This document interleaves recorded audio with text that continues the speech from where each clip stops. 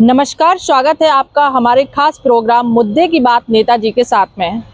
मैं इस समय मौजूद हूं जनपद इटावा में और जैसा कि आपको पता है कि समाजवादी पार्टी ने आगामी लोकसभा चुनाव 2024 को देखते हुए नई कार्यकारिणी का गठन किया है।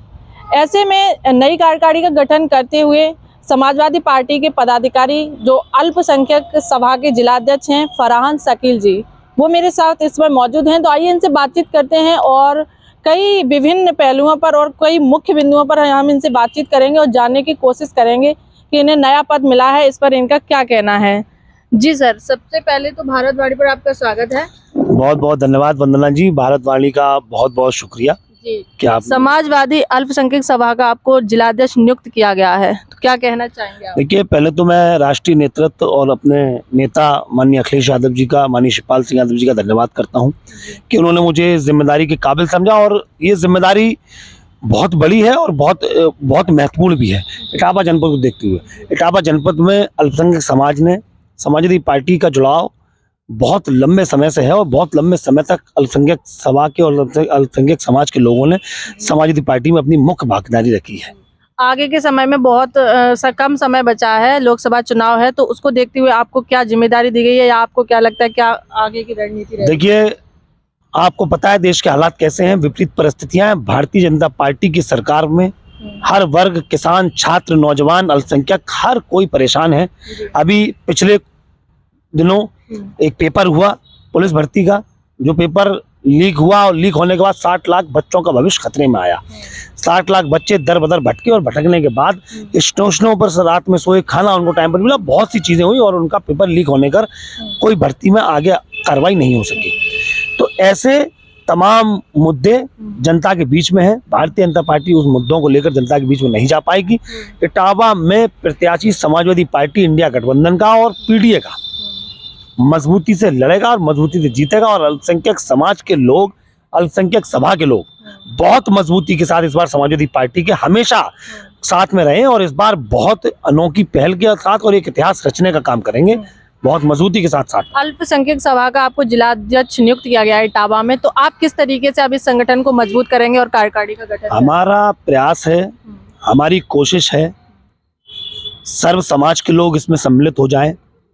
अल्पसंख्यक समाज में, अल्पसंख्यक सभा में जितनी भी बिरादरी आती हैं उनको, अच्छे नौजवानों को और अच्छे लोगों को उसमें जोड़ा जाए।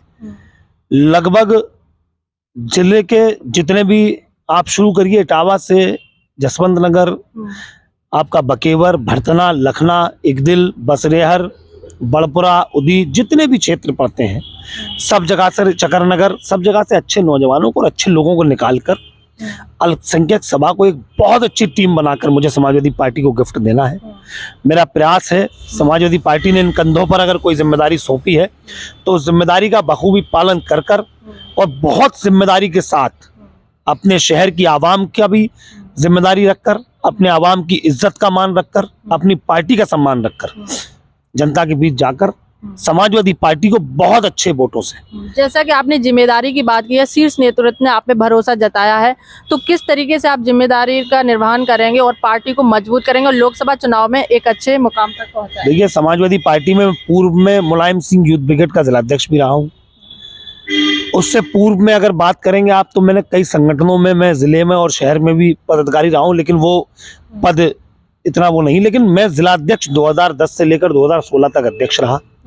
उसके बाद भी कई पदों पर रहा, प्रदेश स्तर पर भी पदों पर रहा। लेकिन फिर पार्टी ने पुनः मुझे समाजवादी अल्पसंख्यक सभा का जो जिम्मेदारी दी है वो कुछ सोच के दी है और समाजवादी अल्पसंख्यक सभा को जरूरत भी थी इटावा में एक नौजवान चेहरे की। तो उन्होंने, लगता है मुझे, नौजवान चेहरा उन्होंने बनाने का काम किया है, इसलिए पार्टी का मैं धन्यवाद करता हूँ और उसका रिजल्ट पार्टी को इस चुनाव में, लोकसभा में देखने को मिलेगा। जिस तरीके से हम लोग काम करते हैं, गलियों में, मोहल्लों में कार्यकर्ता की हैसियत से काम करने का काम करते हैं। हमारी जो टीम है, हम लोग 10 वर्ष 11 वर्ष हो गए हैं समाजवादी झंडे के बैनर तले। हम लोग इटावा जनपद में गांधी जयंती के अवसर पर एक बहुत बड़ी विशाल गांधी जयंती यात्रा का भी आयोजन करते आ रहे हैं। तो बहुत बड़े स्तर पर जनपद का नौजवान हम लोगों से जुड़ा रहा है। इस बार उस नौजवानों का हम लोग इस चुनाव में पूरा सहयोग लेकर, भागीदारी लेकर और इस चुनाव में एक नया इतिहास लिखने का काम इसलिए और करेंगे कि इस बार नौजवानों की कांधों पर बड़ी जिम्मेदारी है इस देश को बचाने की, इस देश में एक नई सरकार बनाने की। पार्टी में आपका महत्वपूर्ण पद है, सदस्य हैं आप, तो क्या लग रहा है पार्टी किन मुद्दों पर दो लोकसभा चुनाव में जा रही है और जो कि बीजेपी को फाइट करेगी? अच्छी देखिए, सबसे बड़ा मुद्दा किसान, बेरोजगारी, छात्र, नौजवान जो सड़कों पर घूम रहा है, जो चाहता है कि उसको रोजगार मिल जाता, सबसे बड़ा मुद्दा रोजगार है। आप देखिए कितना लोग, अभी आपने पढ़ा होगा कुछ दिन पहले, एक सुसाइड नोट करके सुसाइड कर लेता है, उसको नौकरी नहीं मिली, उसने कहा पढ़ाई लिखाई से फायदा क्या है। इस उत्तर प्रदेश की हालत ये हो गई है कि जहाँ पर कभी आपने सुना हो किसी ने सुसाइड नोट लिख के सुसाइड किया हो, इससे पहले भी सरकारें गुजरी हैं, बहुत सी सरकारें रही हैं, लेकिन सुसाइड नहीं होते थे। इस सरकार में इतनी बेरोजगारी चरम सीमा पर बढ़ी कि लोगों ने, जो छात्र बढ़कर जाते हैं अपने परिवार का नाम रोशन करने के लिए पढ़ के आते हैं कि किसी तरीके से हम पढ़ेंगे, नौकरी करेंगे, अपने बच्चों का, अपने माँ बाप का भरण पोषण करेंगे। इतनी बेरोजगारी बढ़ गई कि वो भरण पोषण तो छोड़िए, वो उनके पास इतने पैसे भी नहीं हुए कि वो अपना खाना खा लेते, तो उनको सुसाइड करना पड़ा। तो सरकार की नाकामियां, सरकार की जो भी योजनाएं हैं सारी विफल हैं। समाजवादी सरकार में जो योजनाएं लागू हुई थी उन्हीं योजनाओं को आगे बढ़ाना, उन्हीं योजनाओं का लाभ बनाना, उन्हीं योजनाओं का बहुत गुणगान करना, कोई भारतीय जनता पार्टी के पास और यूपी सरकार के पास और केंद्र सरकार के पास कोई। क्या लग रहा है चुनाव के दौरान भारतीय जनता पार्टी से फाइट करने में कोई चुनौती का सामना करना पड़ रहा है? भारतीय जनता पार्टी जहां भी प्रत्याशी उतार रही है, चाहे इटावा के प्रत्याशी हों, चाहे दीगर और भी जिलों के जहां लोकसभा क्षेत्र के प्रत्याशी हों, समाजवादी पार्टी के प्रत्याशी के सामने वो टिकने वाले नहीं है इस बार। जैसा कि ये हमारे साथ थे समाजवादी पार्टी अल्पसंख्यक सभा के जिलाध्यक्ष फरहान शकील जी, जिन्होंने लोकसभा चुनाव से संबंधित और कई अन्य मुख्य बिंदुओं पर हमारे साथ खास चर्चा की है।